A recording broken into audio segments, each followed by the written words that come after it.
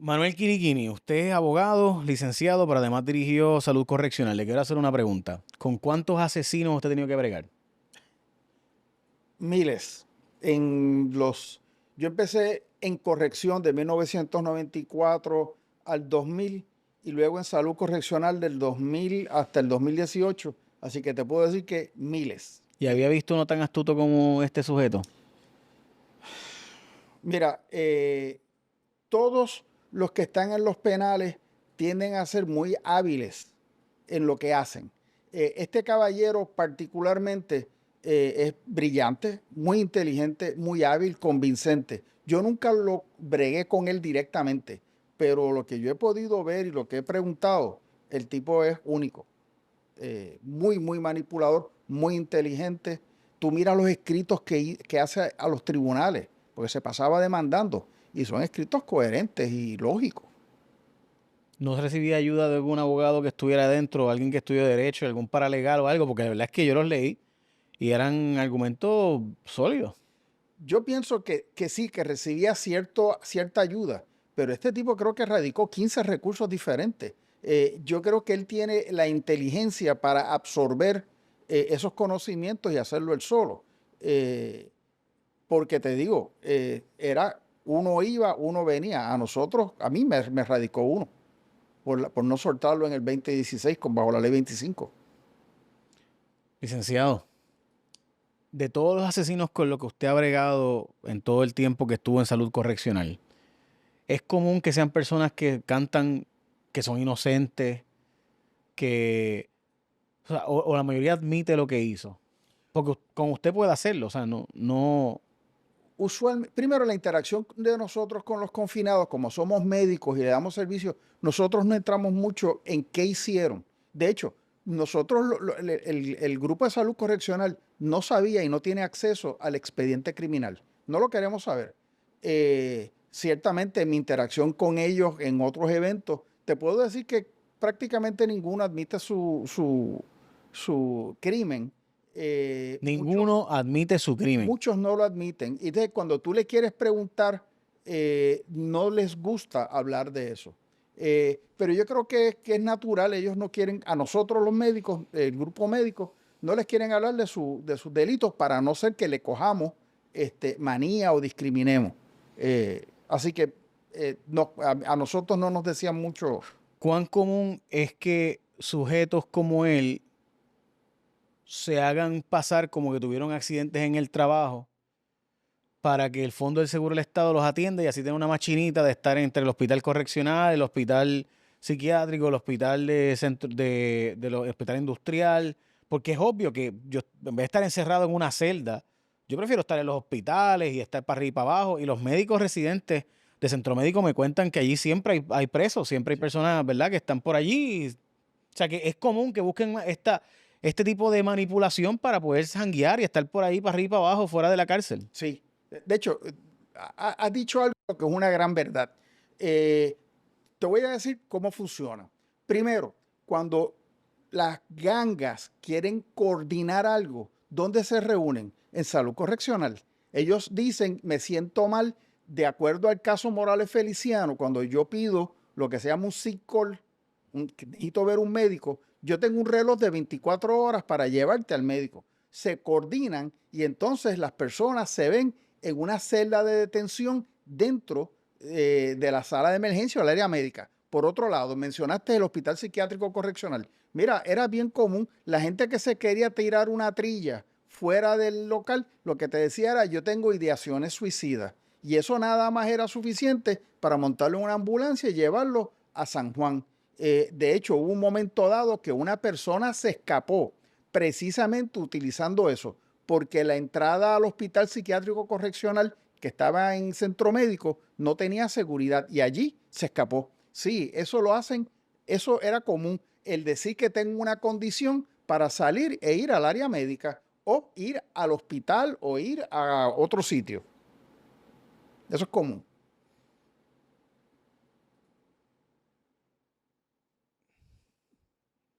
O sea, que tenemos a los guardias penales y empleados de corrección de choferes de Uber de alguna gente como este sujeto. Sí, un tiempo que sí. nosotros tratamos de ir cortándolo. Por ejemplo, te voy a dar el caso de las ideaciones suicidas.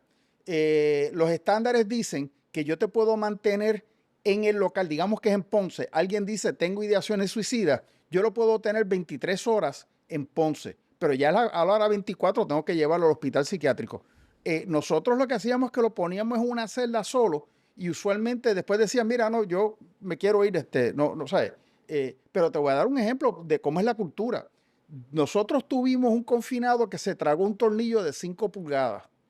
Cuando se lo traga, que nosotros nos damos cuenta porque nos lo dice, lo llevamos a centro médico porque lo tienen que sacar el tornillo. A los 2 meses se tragó un tornillo de 7 pulgadas.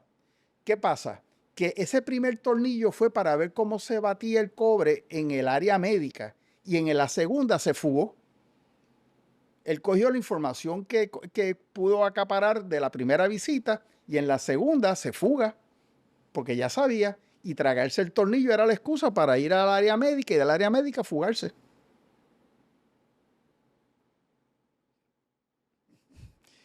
¿Puedo saber cómo le sacaban el tornillo?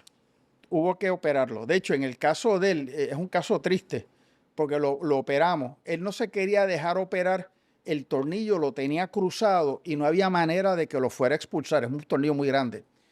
Nosotros llamamos a la esposa y lo convencimos para que se dejara operar. Sin embargo, meses más tarde se tragó una patita de unos espejuelos. Cuando nosotros lo vemos, el problema, el tornillo es redondo en ambos extremos, no hay tanto riesgo de perforación. En este caso sí había un riesgo de perforación. Nosotros tratamos de convencerlo de que se operase para sacarle la patita, llamamos a la familia, no se quiso operar, hubo una perforación y murió. Y nosotros no lo podemos forzar.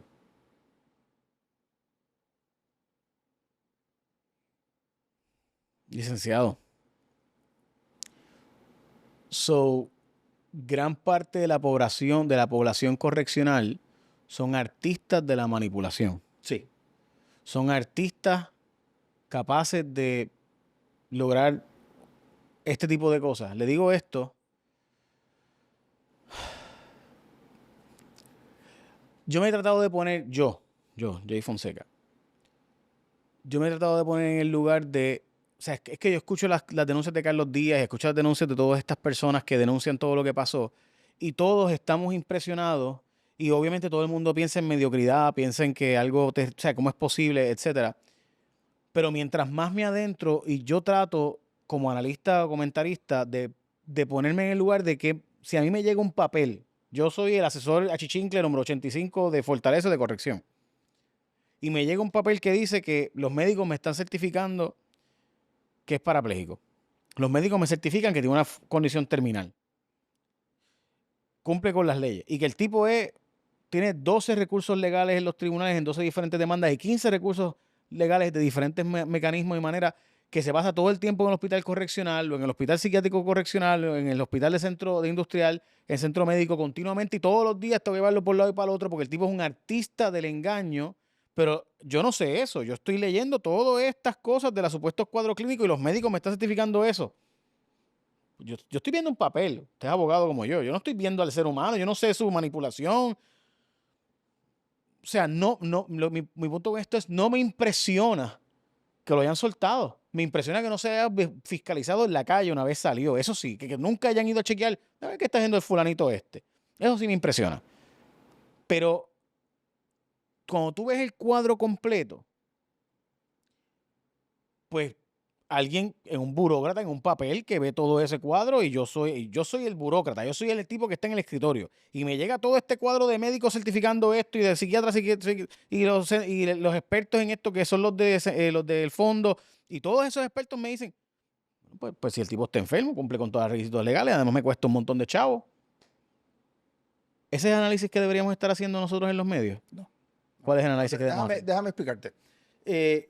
Tienes toda la razón. Primero, muchos saben manipular. Lo que pasa es que cuando tú pides este beneficio, esto va a peritos, médicos que no son médicos externos al sistema, son médicos del sistema que conocen de la manipulación, conocen de la cultura. Es más, tienes al médico que supervisa su estadía en el penal donde esté, que da su insumo.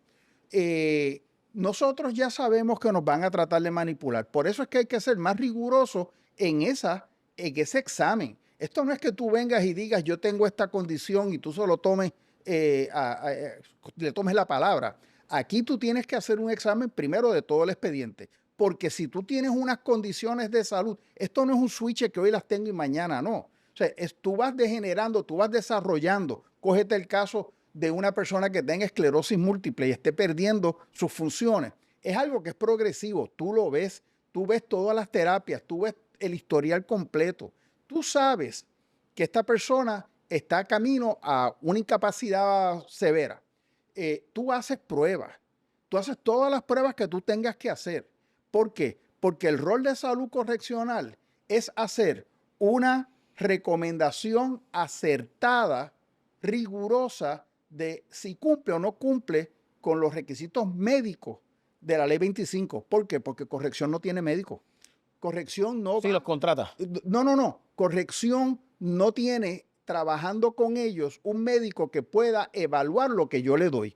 Corrección coge la evaluación médica como es una certificación de que cumple o no. Y durante 30 años, esta ley, la ley 25 es del 92, pero tiene una ley previa que es la ley 22. Esto se ha hecho durante años, 30, 40 años. Y siempre ha funcionado, porque lo que importa es el rigor del examen. Asegúrate que cumpla. Si eso falla, corrección recibe el documento y actúa confiando en lo que los médicos le dicen. Por eso, es que, de nuevo, o sea, es que yo veo que todo el mundo está cayendo arriba a el burócrata X Sí. que trabajaba en corrección, que lo que ve son los papeles. Mi molestia con soltarlo es que no se le preguntó a la policía el nivel de peligrosidad de este sujeto. Porque a la policía yo debería preguntarle mínimamente, porque supuestamente y alegadamente, y yo hablé de esto con los policías que investigaron en aquel momento, este sujeto todavía al día de hoy era sospechoso de otros asesinatos que por lo menos 2 más, que sepamos. Y se habla de hasta 7 delitos diferentes que cometió de alguna forma con actos lascivos, incluso una muchacha que tenía una prótesis y por tanto no pudo él abusar sexualmente de ella porque presunta y alegadamente, ¿verdad? Pues ella tenía una prótesis y no le pudo separar las piernas. Estamos hablando de una persona que tenía este nivel de sofisticación. O sea, sí, Asume que tú eres corrección. Tú recibes esto. Durante años nunca has tenido un problema y no tienes razón de dudar de los médicos. Recuerda que antes el programa de salud correccional era parte del Departamento de Salud y en el caso Morales Feliciano se hizo parte de corrección, pero también se ordenó que se le diera un contrato a una empresa sin fines de lucro. Esa éramos nosotros, Correctional Health Services. Y eso de que es sin fines de lucro es bien importante. Nosotros no teníamos un afán de ganarnos dinero, así que nosotros hacíamos la evaluación, la hacíamos cuidadosa. ¿Qué pasa? Una vez llega a corrección, corrección tiene 2 misiones. Primero, analizar peligrosidad. Eso incluye entrevistar a la familia de las víctimas, entrevistar a la familia del convicto, ver el ambiente, ver el récord criminal, porque nosotros no lo vemos, y determinar si sale o no sale. Y la segunda parte es el seguimiento. Tú no lo sacas y lo dejas. claro, Tienes que seguirlo. Pero mira, en el caso del mexicano, corrección, nosotros hicimos una recomendación de que lo dejaran salir porque él tenía un cáncer en estado bastante avanzado. Pero como el mexicano había amenazado que cuando saliera iba a matar a los que mataron a su hija, corrección le dijo que no, hasta que el cáncer estuvo más avanzado y él ya estaba de hospicio. ok, para los que no saben, mexicano, un famoso cantante que tuvo cáncer de lengua, era, ¿no? Fue público, así que no estoy preguntando nada confidencial. Ok, volviendo atrás entonces, ¿a usted no le sorprende entonces esto? Yo hablé con gente del fondo y me dicen que el problema es que muchas veces hasta médicos generalistas son los que atienden gente que no son ningunos especialistas, nada. Eso es parte del problema aquí, o sea, porque evidentemente alguien certificó que este sujeto estaba parapléjico como un accidente del trabajo o algo por el estilo. Pero fíjate, es que eso es una cortina de humo. La determinación del Fondo de Seguro del Estado sobre incapacidad no tiene nada que ver con la determinación que hace Salud Correccional. ¿Por qué? Porque tú puedes tener 3 vértebras impactadas y no poder trabajar, pero eso no te hace incapacitado físicamente de O verdad. sea que su impresión es que este sujeto específicamente era un problema para el sistema y el sistema dijo, suelta, que mucho joroba. Yo no he visto el expediente. Sí te puedo decir algo. Sí sabemos quiénes nos cuestan. Sí sabemos que hay condiciones que son muy costosas. Nosotros, por ejemplo, la ley 25 la usamos para los parapléjicos, los cuadraplégicos, porque un cuadrapléjico está en cama. Eso es un cuidado bien intenso, bien costoso, bien difícil. Tú no lo puedes poner en una Claro, cama. pero un cuadrapléjico es muy diferente a un Claro, parapléjico. pero el parapléjico se mueve. En el sistema hay parapléjicos. Ok, licenciado, le voy a hacer la pregunta que para mí es escandalosa y no se quiere tocar y nunca cuando uno habla con alguien de corrección lo quieren tocar. ¿Cuán común es que reos o confinadas tengan relaciones con empleados de corrección? Pasa. Hay situaciones, te voy a dar el caso, nosotros tuvimos una situación con una psicóloga que tuvo una relación con un confinado muy conocido, Landy, que se escapó y mató 3 policías. Cuando se enteraron, corrección tiene una regla, si tú no puedes tener ningún tipo de relación con nadie que sea confinado, el remedio puede ser que te transfieran o, dependiendo de la seriedad, que te separen de tu empleo. No se puede permitir porque cuando tú tienes esa Por eso, relación ya empiezas. la psicóloga se enamoró del asesino Landy. Eso es famoso, para los que no saben, Landy fue uno de los casos más terribles, porque quedó grabado. Y esa grabación yo la he visto porque desgraciadamente me la pasaron y yo no sé para qué me pasan esas cosas. Todavía, yo sé que probablemente usted está acostumbrado, a mí esas cosas me afectan, yo trato de no verlas, porque estos pobres policías estaban, o sea, estaban en una gasolinera. O sea, Sí. nada, ok. En fin, y los mató como si nada. Como si fuera, como dice unos tornillos. Digo, en este Sí, caso sí, no es buena una idea esto. tontería. Y ella se enamoró de él. La información que me llega es que esto es bien común, especialmente en la cárcel de mujeres. Pasa. No te puedo decir cuán común porque yo no estaba en el lado administrativo. Sin embargo, a mí me llegó algo que todavía me horroriza más. A mí me llegó una información de que la noche en que mataron a esta señora en Manatí, Hermes Ávila estaba con la enfermera que le estuvo ayudando durante mientras estuvo encarcelado. Yo no sé si sea cierto o no, eso será algo que deberán investigar, pero fíjate, cuando hay una relación con alguien, usualmente los oficiales de custodia se enteran y lo saben. O sea, esto es bien difícil ocultarlo, porque tú estás preso y Claro. estás rodeado de gente. Así que algo debían haber sabido. Pero se habla, y yo escucho esto de diferentes personas que trabajan y que trabajaron en corrección con quienes hablo, de que en la cárcel de mujeres había hasta embarazo. Bueno, ahí sí te puedo decir, yo manejaba a las mujeres y yo no tuve ningún, perdón, déjame corregirme. Pudo haber habido un embarazo u otro en 10 años, nunca lo pudimos relacionar con alguien de la población, porque a veces es que llegan ya embarazadas y luego salen. Yo no creo que sea tan común eso. Ahora, eso no quiere decir que no tengan relaciones sexuales, porque Seguro. evitan el embarazo pero tiene que pasar de alguna escala para No, no, pasar no. por Yo, los yo sitios. pregunto esto porque es que a mí me llega información de personas que han estado presas y obviamente yo he entrevistado gente que ha estado confinada muchas veces y los cuentos son bastantes de oficiales correccionales con confinadas. La razón por la que yo no me debo enterar es que hay una ley que prohíbe eso, PREA, Prisoner Rape Elimination Act. Si yo me entero, It yo was, tengo que chotearlo. it was not a rape. No, lo que It was, pasa es que la ley it is a rape porque te considera pones en una que posición de si poder. hay una posición de poder Ujú. Sí, es un y rape. autoridad, y a mí no me lo decían, ¿por qué? Porque si me lo decían, yo Tenías- tenía que chotearlo. Así que yo no soy la persona más indicada para No, no, no, vaya licenciado, yo no pretendo que usted venga aquí a tirar al medio a nadie. Si quiero, o sea, si quiero que sepamos que estas cosas pasan y que el nivel de manipulación, por ejemplo, de nuevo, en el Fondo del Seguro del Estado, la cantidad de gente que nos cuenta, de gente como que se van allí y repiten, y no me des de alta, no me des de alta, ¿cómo me vas a dar de alta? Yo todavía estoy malo, estoy malo, estoy malo, porque así logran continuar en la machinita y en el llévame y tráeme, y búscame y llévame. Eso tú lo ves también con los medicamentos. Ellos quieren medicamentos y ellos simulan condiciones y tengo esto y tengo lo otro. ¿Por qué? Porque el medicamento a veces es dinero. Lo vendo, lo Seguro. circulo. Así que la manipulación sí la hay y la hay regularmente. Y por eso es que los médicos en salud correccional están acostumbrados a ver esto y saben, en algunos casos, mira, este tipo lo que quiere es la pastilla. Y de hecho te la piden hasta por nombre y apellido. Dame tal cosa. Así Wow. que sí, perdóname. El Ultran y el Tramadol, eso era, yo necesito tal cosa. ¿Qué pasa? Si no se la doy, me radicaban una queja administrativa. Pero sí, eso sí pasa.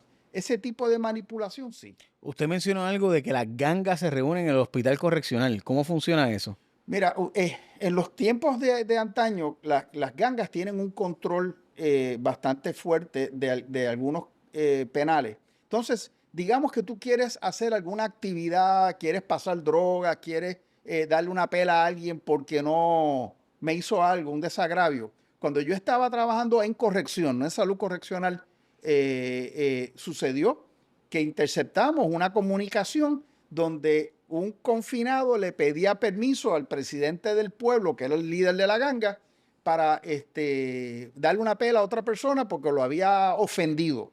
Él tiene que pedir permiso. Y entonces ellos coordinaban para verse en el área médica porque son de sitios separados. O sea que para poder vernos necesito coordinar un día. Todos se enferman a la vez para llegar allí Todos y se poder hablar. enferman a la vez para verse allí. Y una pregunta, ¿todas estas cosas se le dieron al juez del caso Morales Feliciano para que él supiera lo que estaba pasando? El juez sabía, porque esto no es solamente en Puerto Rico, esto pasa en todos Claro. sitios. Lo que pasa es que es parte del proceso, es algo que tenemos que manejar. Sabemos que esto pasa, corrección siempre utilizaba la unidad de Perdóname, ¿cuál era el inteligencia. juez? A mí se me olvidó el nombre. Juan Pérez Jiménez. Pérez Jiménez, que en paz descanse. Era un prominente juez federal en Puerto Rico, sabemos sus conexiones políticas también, pero o sea, si el juez sabe todo eso, o sea, es obvio, y la respuesta es, pues, Jay, no podemos dejarlos que se mueran. Yo tampoco quiero que se mueran, pero si sabemos el nivel de astucia, capacidad para el mal, para la delincuencia, para el daño, pues tiene que haber algún mecanismo de que no, o sea, que permita que nos puedan reunirse allí en salud correccional. Y lo hay ahora. Antes no, porque no tenía facilidades. Mira, ahora mismo se construye un centro médico correccional en Bayamón. Tiene suficientes celdas para mantenerlos segregados. Tú podías evitar que se juntaran porque los ponían en celdas individuales. Pero en aquel entonces era un holding pen, una celda donde tú los ponías a todos. Todos los enfermos Todo el ahí. mundo se hablaba. O sea, todo el mundo se hablaba.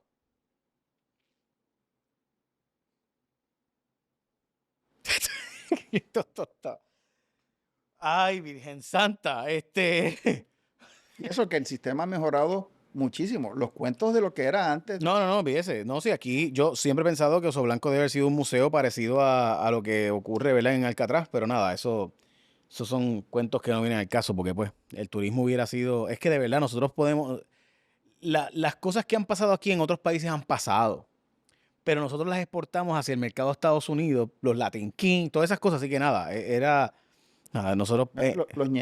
Los nietas están en Estados Unidos, están en España. Yeah. Los nietas ya están internacional. Los nietas es una de las gangas más importantes y grandes del sistema de Puerto Rico. ¿Y sabemos cómo llegaron a España? Probablemente alguien de acá llega a Estados Unidos porque hay muchos puertorriqueños en cárceles en Estados Unidos. Eventualmente alguno de ellos debe haber cruzado y el concepto de gangas en Puerto Rico es distinto en Estados Unidos. Las gangas aquí son más fuertes, son más unidas, y aquí tenemos 5 o 6 gangas en el sistema, los 27, los 31, los ñetas, y ha habido hasta libros sobre esto. Es un fenómeno bien interesante, pero cuando a la época de Mercedes Otero, que estábamos encontrando muertos por todos lados, fueron las gangas lo que evitaron la violencia, porque ellos tienen unas reglas que tienes que seguir. Allí tú no puedes darle una pela a cualquiera, allí, porque saben que va a traer demasiada atención. Así que es una subcultura. Se está planteando, y esa era mi próxima pregunta, se está planteando que la secretaria de Corrección deja que corra el fentanilo en las cárceles a cambio de votos. Ese tipo de cosas ocurren en corrección, han ocurrido en la historia, o sea, personas que dicen, pues, es que va a correr eso, mejor déjalos que lo hagan y yo así mantener el control a través de las gangas. Porque la verdad es que a la larga las gangas sí tienen una negociación ahí. Bueno, los confinados tienen un poder político fuerte. Fíjate que hay elecciones que se han ganado por pocos votos. Y tú tenías antes 13,000, 14,000 confinados. Los confinados, las gangas tienden, eso de que hayan votos secretos en las cárceles, eso no existe. O sea, cuando tú vas a votar, hay alguien que está mirando cómo tú estás votando, aunque no lo quieran admitir. Los que hemos trabajado lo conocemos. ¿Qué pasa? Que tienen un poder, un mollero, y lo fuerzan en algunas ocasiones. Yo no creo que el fentanilo sea algo que es un pago. O sea, yo no le doy credibilidad a esto de que Ani Escobar está dejando entrar el fentanilo, porque lo que pasa es que la gente se muere del fentanilo. Mira cómo están las muertes. De 40 vamos por 80. Y eso no le conviene a nadie. Y las consecuencias son severas porque también los gastos para romper el vicio y todo lo demás. A mí me estaría poco creíble. Yo sí puedo creer que se le conceden otros beneficios a cambio del voto. O sea, eso siempre ha pasado. No importa el partido que esté en el poder. ¿Usted piensa que no deberían votar en el balance de intereses? ¿Fue un error haberle dado el derecho al voto a los confinados? Te voy a contestar con algo que me dicen que pasó. Carlos Romero Barceló se arrepintió de haberle dado el voto a los confinados. En Estados Unidos los confinados no votan. Los exconvictos no votan necesariamente. Depende de cada estado. Yo creo que cuando se vuelve un bloque político fuerte, hay que tener cuidado porque ese bloque político va a emitir un voto no para lo que le conviene a Puerto Rico, sino lo que le conviene a ellos. Y yo creo que hay políticos que están dispuestos a ceder a esa presión.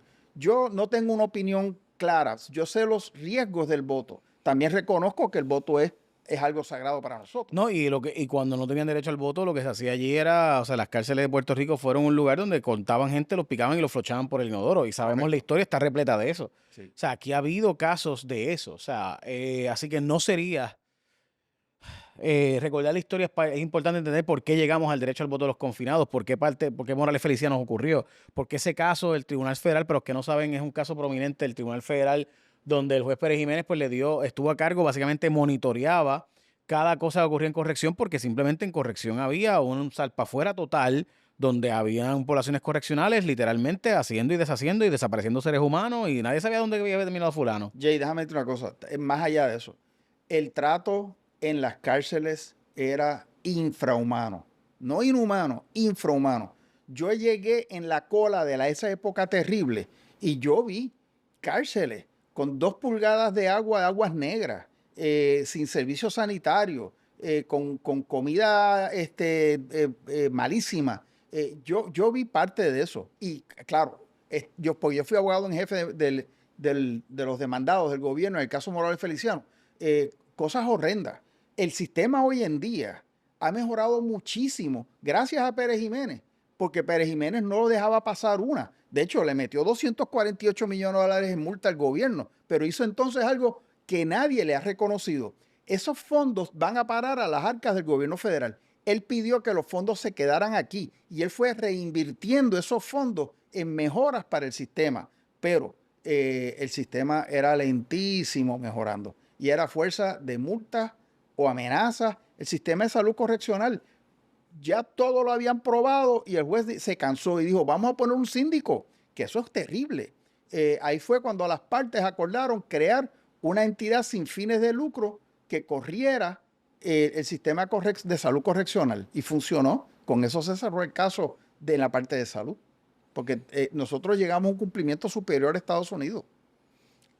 Licenciado, el famoso Arpaio en Arizona, en Maricopa County, plantea que la solución tiene que ser macetazo limpio con los presos y que esa es la solución. Yo no creo en eso por otro lado, casos como este y lo que estamos viendo en casos repetitivos de personas que salen de la cárcel peor que como entraron, hace pensar a uno que algo hay que hacer diferente de lo que estamos haciendo. ¿Qué usted haría diferente? Mira, te voy a dar un ejemplo. Aníbal Santana Merced, le echaron 90 y pico de años de prisión. Yo, cada vez que me cruzaba con Aníbal, le cogía miedo, porque Aníbal tenía una cara dura. Aníbal cogió un curso de escribir Ujú. y aprendió a manifestarse. Esa persona hoy en día es una persona totalmente diferente. Tanto así que yo lo invité a que fuera orador en una de las convenciones del Colegio de Abogados, donde él hablaba sobre la dignidad. Él me decía a mí que lo que él odiaba del sistema era que los oficiales lo veían como si fuera basura. En el sistema correccional hay historias de éxito, no muchas, pero es que no hay muchas porque no hay realmente un andamiaje de rehabilitación.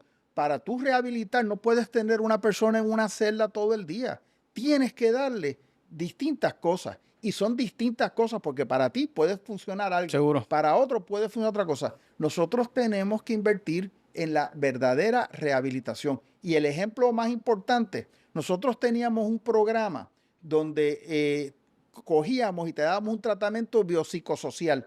¿Por qué? Porque cuando tú sales de la prisión, ¿a dónde vas a parar? A donde cometiste la fechoría, a ese ambiente que te hizo ser un criminal. Nosotros te dábamos las herramientas para que tú pudieses superar eso.